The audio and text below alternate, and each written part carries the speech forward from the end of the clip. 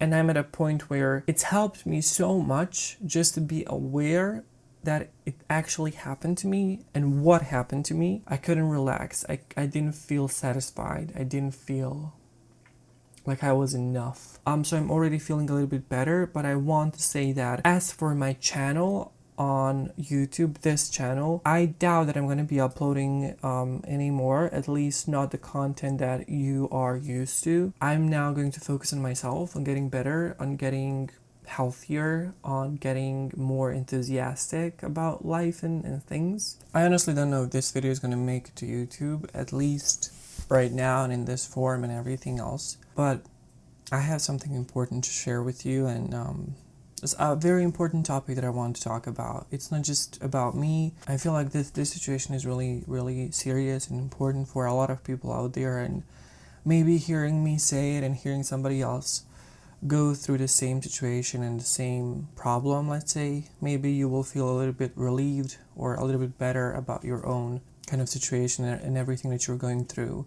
I will not be editing this video that much because honestly it's not about the edit, it's not about the way that this shot is like positioned. I honestly feel like I'm not even being centered right now. It's not about these things, it's not about these technical aspects. It is about the substance, it is about the message, and it's about the fact that I'm talking about something that is important to a lot of people and that a lot of people are facing this. So about maybe like a couple of months ago, maybe 2-3 months ago, I noticed that I was constantly tired. I was chronically tired. It wasn't just that I would get normal tired, after doing something, after working on something for a long time, and then I need to rest and then I'm going to be better. It was something much more serious, and I couldn't simply get rest. I couldn't get rested. I couldn't get relaxed. I was always like nervous. I was always drained. So many things were happening, and actually I decided, oops, my microphone fell out. My mic is even like, I'm out of here. Oh my god, the second time. I really couldn't figure out what was causing this tiredness, this lack of energy, this lack of motivation, this situation in which I was feeling so drained, so unmotivated to do anything. And the things, and the most striking thing to me was the fact that the things that I was so passionate about and the things that I wanted to do always and things that used to put a smile on my face were not doing that anymore. They didn't have the same effect on me. I became just this walking ghost shadow of who I used to be. I just became this shell which was doing things out of habit and out of routine and not really out of actual passion and will to do these things. I didn't want to do them. I was just doing them because I got used to doing certain things. And what was really happening is the biggest question. And honestly, back then, I didn't know a lot about the burnout syndrome. I didn't know about how serious it can be. I'd heard about it, certainly, and I saw some YouTube videos, and some of my favorite YouTubers were going through the burnout syndrome, and I was like, well, that definitely sucks, and I hope that they get their rest and they will probably bounce back and they will continue doing what they're doing. But that's not really how the burnout syndrome works. By the way, everything that I'm kind of saying here in this video is corroborated by a lot of scientific or a lot of scholarly articles and just content, a lot of sources that I found online that talk about or that deal with the burnout syndrome. I even watched some or listened to some podcasts and some psychologists' take on this, and honestly it made so much sense. And that's actually how I became aware that I'm someone who's burned out, who's suffering from the burnout syndrome. But yeah, I essentially thought it was something like, if you have it, you're gonna get rested, and then after that break, after that pause, you're gonna get back and you're gonna be full of energy and passion and will to do whatever you were doing before. But that's not, again, how it works. And the scariest part of the burnout syndrome for me was and still is the fact that nothing really gets me excited. Nothing really moves me anymore.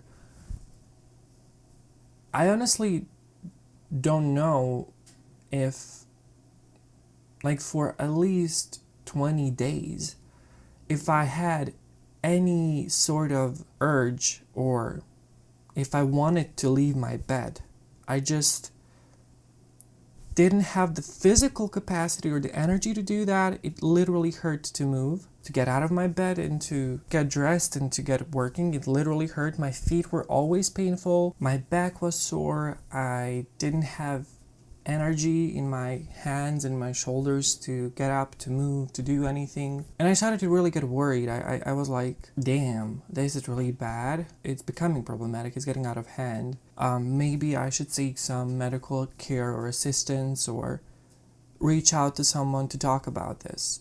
But I really want to first talk you through the potential causes of you being burnt out and me in this situation particularly suffering from this. Well, some classify it as a disease, as a distinguished medical disease, as a special, or as a distinct medical illness or disease, whereas some don't do that. It depends on what kind of guide or what kind of standard is used to assess this condition. Some actually related pretty much to depression in some of less, let's say, developed countries and societies where there's not a lot of awareness on mental health and mental health issues. My country being one of them. It's only recently that my country adopted a new law which classified the burnout syndrome as something what is a special medical condition and as something that you can, for example, take leave off of your work. It's only recently that's been implemented. It's still very problematic in how to achieve that and actually how to get your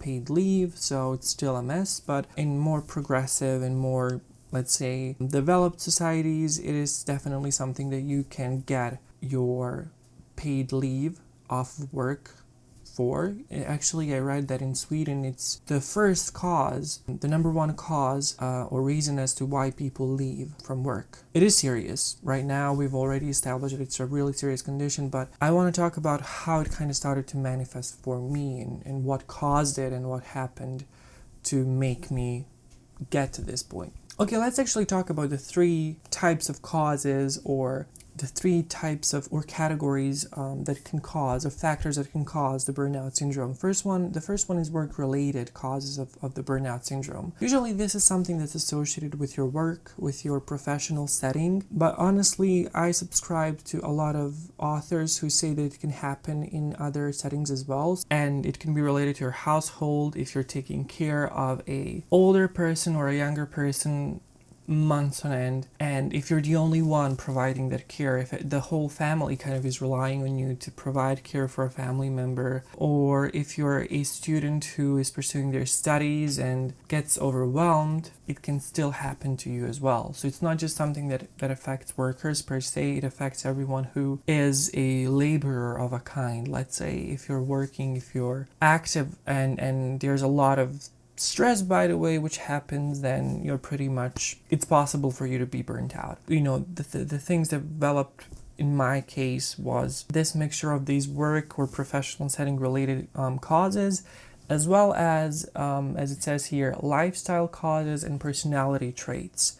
It kind of all combined into this whole mixture, into this whole situation that happened. In my college, I started to feel very overwhelmed. Things were happening that were out of my control for the majority of the time. I felt like I couldn't really do anything about it. I just had to follow this official routine or schedule or whatever it was. There were all of these twists and turns and just unexpected things happening left and right, and there was a lot of negative energy, so there was a lot of stress and anxiety that I was experiencing in relation to other people, to other students, to the staff and everything. It was just too much for me at one point. But the problem was that actually that kind of was happening for a prolonged amount of time. I personally felt that so many things that happened were unfair. There was this kind of favorized treatment of certain people at the expense of others, right? I started to kind of distance myself from the whole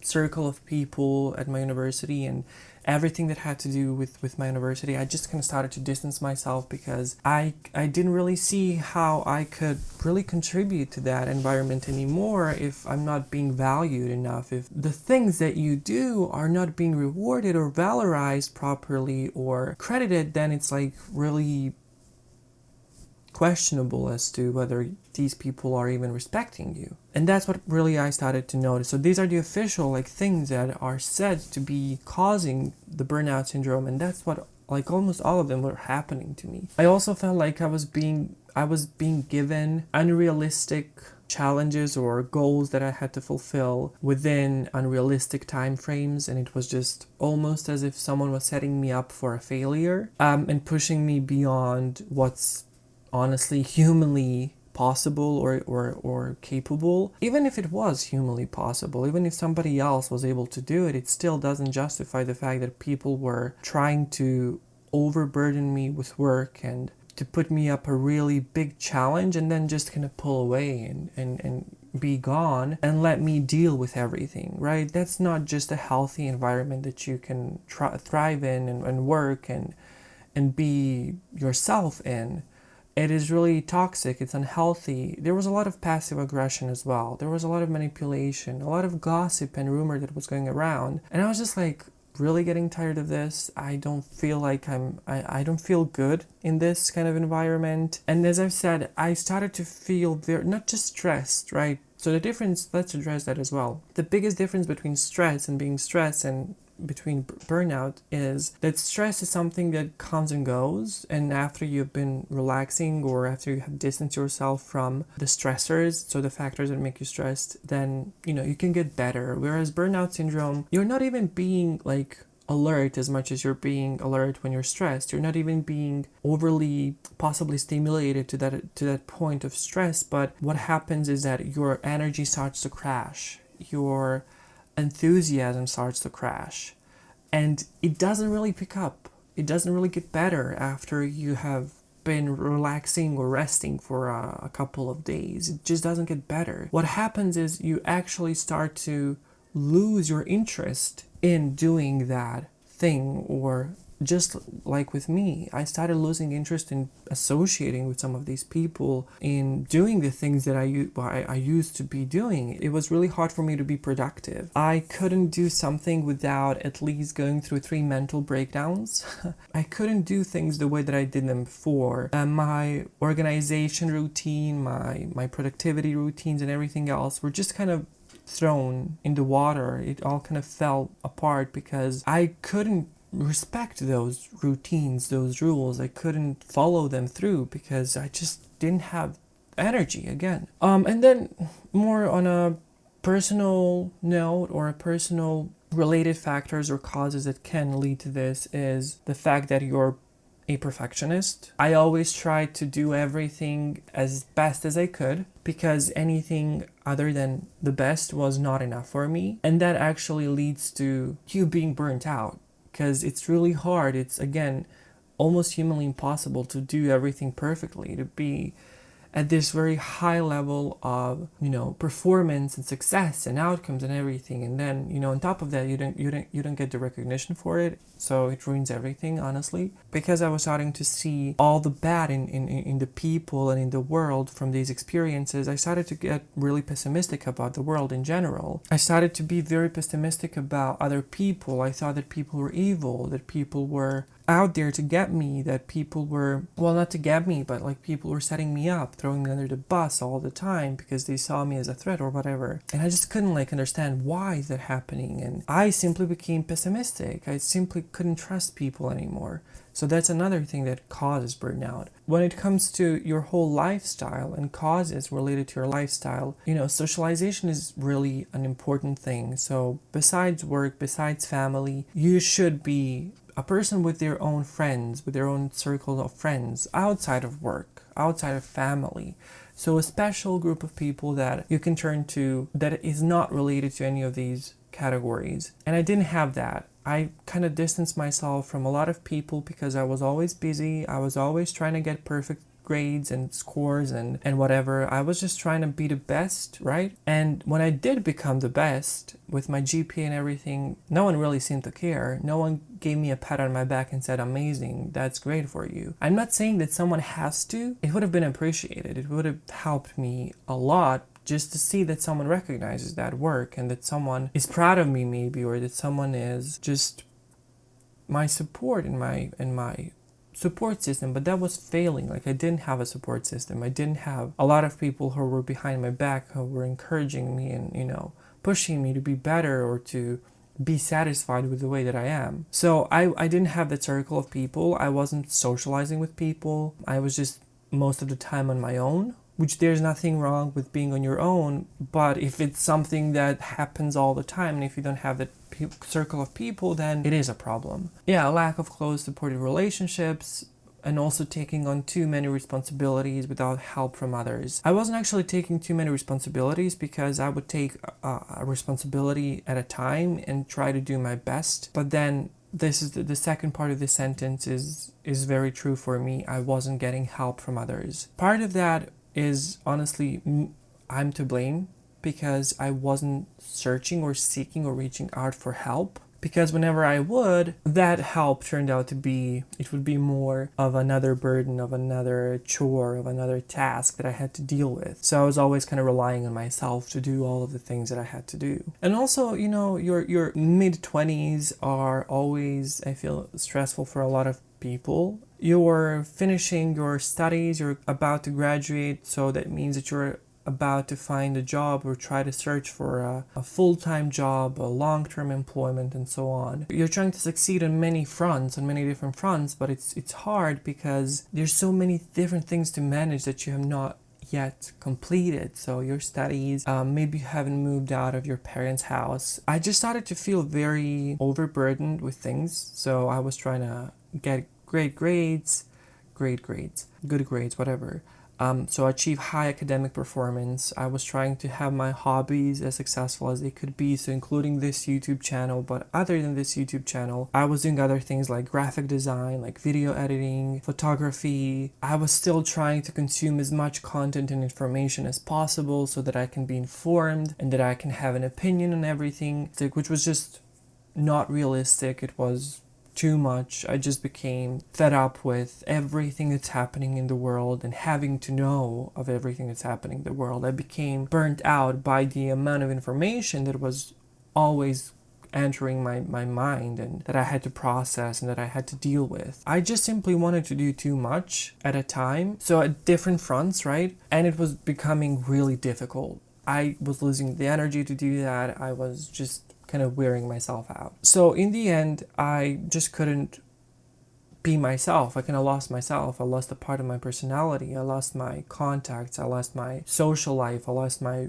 emotional and romantic life. And I'm at a point where it's helped me so much just to be aware that it actually happened to me and what happened to me. I even did some medical tests, like my blood work. I tested for diabetes. I tested for some diseases just to see whether there was something that was impacting my body other than mental health issues, to see, to eliminate these factors, and everything was fine.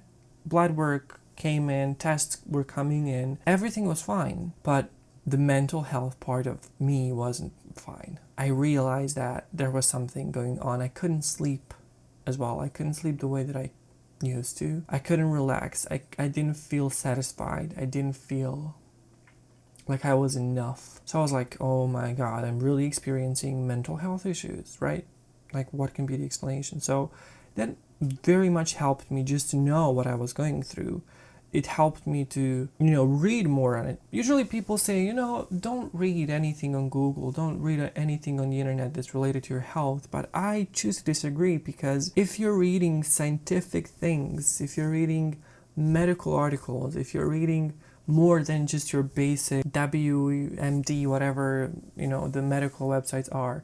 If you're reading more than that, it can actually be very helpful. I started to get into books that were dealing with mental health. I started to get into podcasts. I was following people left and right that were psychiatrists or psychologists or therapists on social media platforms, whilst I was reducing my amount of time spent just scrolling aimlessly on social media.